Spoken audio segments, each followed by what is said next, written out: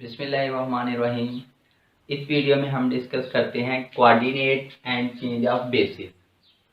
इससे पहले वीडियो में हम ऑलरेडी बेसिस एंड डिमेंशन को डिस्कस कर चुके हैं। उन्हीं के ये जो हमारे पास कंसेप्ट है, इससे हमारे पास नेक्स्ट हमारे पास टर्म आती है कोऑर्डिनेट।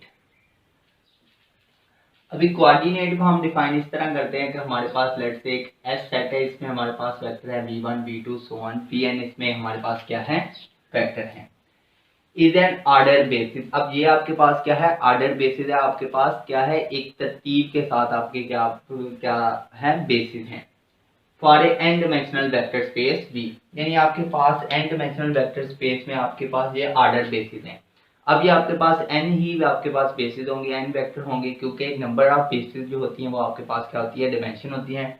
तो एन बेसिस के लिए इसकी जो डिमेंशन हो जाएगी वो क्या हो जाएगी, एन डिमेंशनल हो जाएगी वेक्टर स्पेस V। आपके पास कोई भी अगर वेक्टर स्पेस है तो देन एवरी V इन V, यानी इस वेक्टर स्पेस में ये जो हमारे पास वेक्टर स्पेस है, इसमें जितने भी आपके पास वेक्टर V होंगे उसे हम क्या कर सकते हैं, can be uniquely express as in the form of किस फॉर्म में हम कन्वर्ट कर सकते हैं, ये लीनियर कॉम्बिनेशन में। इन बेसिस के हम क्या कर सकते हैं, लीनियरली कॉम्बिनेशन में क्या कर सकते हैं, राइट डाउन कर सकते हैं। यानी ये जो V वेक्टर है ये आपके पास किसमें होगा, वेक्टर स्पेस V का होगा। अब इसको आप इन बेसिस के लीनियरली कॉम्बिनेशन में क्या कर सकते हैं, राइट डाउन कर सकते हैं। यानी C1 P1 plus C2 P2 plus so on plus Cn Vn। अब ये जो आपके पास C1 C2 and so on Cn है, ये आपके पास क्या है, रियल कांस्टेंट है। और ये आप ऑलरेडी पहले हम डिफाइन कर चुके हैं, V1 V2 Vn ये आपके पास ऑर्डर बेसिस हैं n dimensional vector space V की। तो इसमें ये जो आपके पास होता है C1 C2 and so on Cn, ये आपके पास होता है coordinate vector of V with respect to x। ये आप किसको शो करता है, ये जो आपके पास लिखा हुआ है ये आपके पास है coordinate vector V with respect to s order basis. यानी ये आपके पास ये जो है V, ये आपके पास कैपिटल ब्रैकेट S, ये आपके पास है coordinate vector V with respect to order basis S। Order basis S के रिस्पेक्ट से ये आपके पास क्या है, कोऑर्डिनेट वेक्टर V है। यानी ये जो आपके पास कांस्टेंट C1 C2 Cn है, इसे आप क्या कर लें, इस वेक्टर की फॉर्म में लिख लें। तो ये आपके पास क्या होता है, कोऑर्डिनेट वेक्टर V होता है with respect to x basis. यानी ये जो आपके पास वेक्टर, जो आपके पास वेक्टर स्पेस के, तो ये जो वेक्टर आपके पास क्या है, वेक्टर स्पेस का, तो इस वेक्टर स्पेस ये क्या होता है, coordinate vector V with respect to order basis S। अब इसमें ये जो आपके पास ऑर्डर है ये क्या होता है, इंपॉर्टेंट होता है। अगर आपके पास ये जो ऑर्डर है वो अगर आप क्या कर दें, बेसिस का चेंज कर दें, तो यहाँ से ये जो आपके पास coordinate vector with respect to x है, ये भी क्या हो जाएगा, इसकी वैल्यू भी क्या हो जाएगी, आपके पास चेंज हो जाएगी। तो चलें अब हम एक एग्जाम्पल देखते हैं और उसमें क्या करते हैं, कोऑर्डिनेट वेक्टर को क्या करते हैं, फाइंड आउट करते हैं। अभी नेक्स्ट हमारे पास क्वेश्चन है, let x be a basis set है हमारे पास V1 V2 V3 V4 of R4 की ये हमारे पास क्या है, बेसिस सेट है। अब V1 आपके पास किसके इक्वल है, 1 1 0 0, V2 आपके पास है 2 0 1 0, और V3 आपके पास है 0 1 2 -1, और V4 है 0 1 -1 0। अब अगर हमारे पास V की ये वैल्यू हो 1 2 -6 2, तो हमने क्या कंप्यूट करना है, V coordinate vector find out करना है with respect to S basis. अब इसे हमने क्या फाइंड आउट करना है, बेसिकली हमने क्या करना है, ये आपके पास होगा C1 C2। अब इसमें 4 वेक्टर है तो आपने क्या फाइंड आउट करना है, C1 C2 C3 C4। यानी ये आपके पास क्या हो जाएगा, आपने क्या फाइंड आउट करना है, C1 C2 C3 C4। अब ये कैसे निकलेगा, क्योंकि हर एक वेक्टर को हम क्या कर सकते हैं, इस तरह क्या कर सकते हैं, लीनियरली कॉम्बिनेशन में राइट डाउन कर सकते हैं।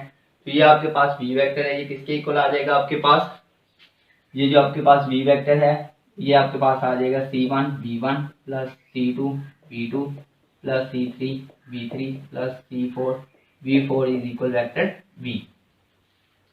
अब सिंपली आप v1 v2 v3 v4 vector की वैल्यू पुट कर दें और साथ में v वेक्टर की वैल्यू पुट कर दें। तो हम यहाँ वैल्यू पुट करते हैं c1 इजिकल v1 की वैल्यू आपके पास है 1 1 0 0 प्लस c2 की वैल्यू आपके पास है 2 0 1 0 प्लस c3 v3 की वैल्यू आपके पास 0 1 2 -1 प्लस v4 की वैल्यू आपके पास है 0 1 -1 0 इज इक्वल राइट साइड पर आपके पास वेक्टर v है, v की आपके पास वैल्यू है 1 2 -6 2। अब हमने क्या करना है, c1 को इस वेक्टर के साथ मल्टीप्लाई करवा देना है, c2 को इसके साथ, c3 को इसके साथ और c4 को इसके साथ, और फिर के इनके जो कंपोनेंट है उसे कंपेयर करवा कर हमने क्या कर बना लेनी है लीनियरली इक्वेशन, और वहां से हमने c1 c2 और c3 की वैल्यू को फाइंड आउट करना है। नहीं तो चाहे तो आप क्या कर सकते हैं, इसे डायरेक्ट मैट्रिसेस की फॉर्म में हम डायरेक्ट क्या कर लेते हैं, यहाँ से आर्गुमेंट मैट्रिसेस बना लेते हैं। यहाँ से ये हमारे पास ये जितने भी वेक्टर है उसे हम कॉलम की फॉर्म में लिख देंगे और आर्गुमेंट के जो राइट साइड पर ये जो वेक्टर बी है इसकी वैल्यू आ जाएगी। तो ये आपके पास आ जाएगा C1 जो फर्स्ट वेक्टर है आपके पास वो आ जाएगा 1 1 0 0। इसी तरह v2 वेक्टर जो आपके पास 2 0 1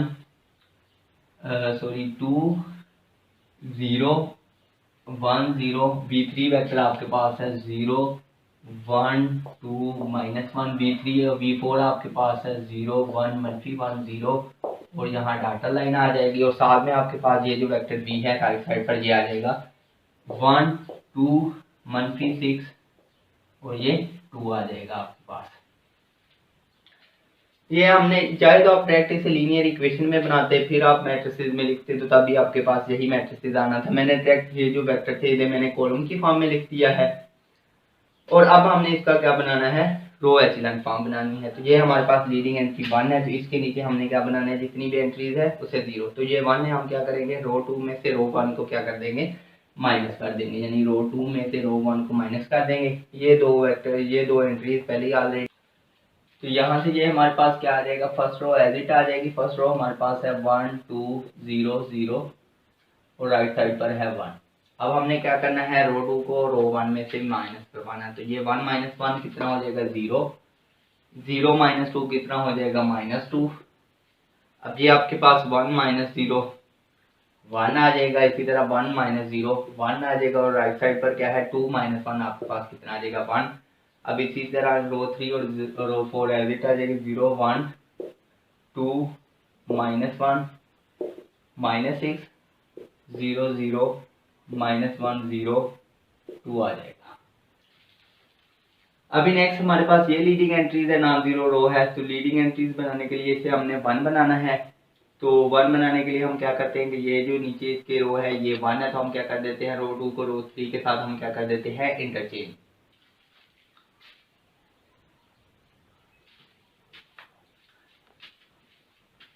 तो ये जब इंटरचेंज होगी तो इसका रिजल्ट आपके पास क्या आ जाएगा 1 2 फर्स्ट रो एज इट आ जाएगी और ये 1।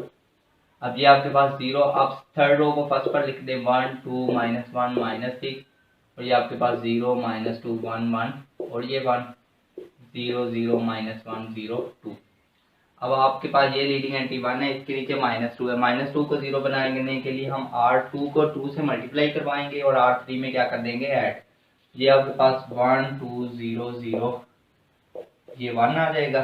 अब ये सेकंड रो भी एज इट 0 1 2 -1 -6 और ये आपके पास 0 2 के साथ मल्टीप्लाई करवाएं, इसमें ऐड करें एक आ जाएगा 0 2 के साथ मल्टीप्लाई करवाएं 4 4 + 1 कितना आ जाएगा 5 2 को 2 2 4 + 1 5 आ जाएगा। अब 2 के साथ मल्टीप्लाई करवाएं -2 + 1 -1 आ जाएगा। -2 + 1 -1 आ जाएगा। इसको 2 के साथ मल्टीप्लाई करवाएंगे तो -12 -12 +1 -11 आ जाएगा।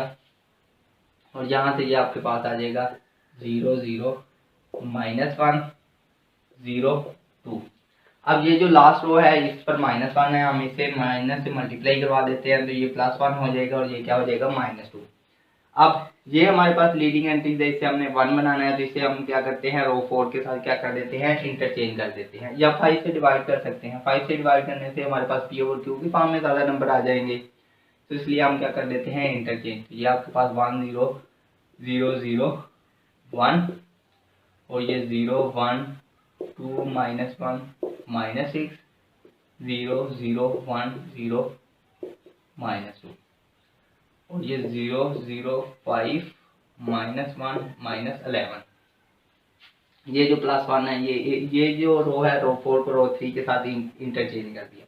अब ये 1 है, इसके नीचे हमने 5 को 0 बनाना है, तो हम क्या करेंगे और रो 3 को 5 के साथ -5 के साथ मल्टीप्लाई करवाएंगे और इसमें ऐड कर देंगे। तो यहाँ से ये आपके पास क्या हो जाएगा, first row as it, third 3 row 1 2 0 0 और ये 1 और ये आपके पास 0 1 2 -1 -6 और ये आपके पास 0 0 1 0 -2 ये आपके पास 0 0। अब -5 के साथ मल्टीप्लाई करवाएं, इसमें ऐड करें, ये भी 0 हो जाएगा। -5 के साथ मल्टीप्लाई करवाएं, 0 0 -1 -1 आ जाएगा। अब इसको क्या करें, -5 के साथ मल्टीप्लाई करवाएं तो ये +10 आ जाएगा। अब +10 -11 आंसर कितना आ जाएगा, -1। अभी ये जो आपके पास रो 4 है इसे माइनस से मल्टीप्लाई करवा दें तो ये आपके पास +1 और ये भी क्या हो जाएगा, +1 हो जाएगा। अब ये आपके पास C1 के कोफिशिएंट थे, ये C2, ये C3 और ये C4 के। अब यहाँ से अगर आप अगेन अब हम क्या लिखेंगे, इक्वेशन और बैकवर्ड सब्स्टिट्यूशन से हम C1 C2 C4 की क्या कर लेंगे वैल्यू। तो R4 से आपके पास C4 की वैल्यू आ जाएगी 1, क्योंकि इसमें सिर्फ C4 का कोफिशिएंट है और राइट साइड पर कितना है 1। अब इसी तरह R3 से यानी रो 3 से आपके पास C3 की वैल्यू आ जाएगी। C3 की क्या वैल्यू आ जाएगी, ये आपके पास आ जाएगी -2। ये C3 है और यहाँ से आपके पास वैल्यू आ जाएगी -2। अब इसी तरह जो थर्ड रो है सेकंड रो, उसमें से क्या आ जाएगा, C2 + 2C3 -C4 = -6। इसमें C3 C4 की वैल्यू पुट कर दें तो ये आ जाएगा C2 + 2C3, C3 की वैल्यू -t है, -C4 की वैल्यू 1 है =-6। यहाँ से C2 -4 -1 =-6। तो ये आपके पास -5 हो जाएगा, राइट साइड पर जाकर +4 हो जाएगा। तो ये -5 + -6 + 5 =-1, यानी C2 की वैल्यू आपके पास क्या आ गई है, -1। अब इसी तरह हमने क्या करनी है, C1 की वैल्यू फर्स्ट रो इक्वेशन से, तो ये 1 C1 आ जाएगा +2C2 = 1। C1 = 2C2, C2 की वैल्यू आपके पास -1 आई है =1। तो यहाँ से C1 ये -2 है, राइट साइड पर जाकर +2 हो जाएगा। तो यहाँ से C1 की वैल्यू आपके पास कितनी आ जाएगी, 3 आ जाएगी। तो ये हमने ये जो हमारे पास कॉन्स्टेंट C1 C2 C3 और C4 की क्या कर ली है, वैल्यू फाइंड आउट कर ली है। तो यहाँ से ये जो हमारे पास कोऑर्डिनेट वेक्टर है with respect to x s, ये जो आपके पास बेसिस वेक्टर गिवन थे, इसमें ये आपके पास क्या हो जाएगा, अब इसमें आपने C1 की वैल्यू आपके पास कितनी आई है, 3, तो ये आपके पास हो जाएगा 3। इसी तरह C2 की वैल्यू आपके पास कितनी आई है, -1, तो ये कितना हो जाएगा, -1।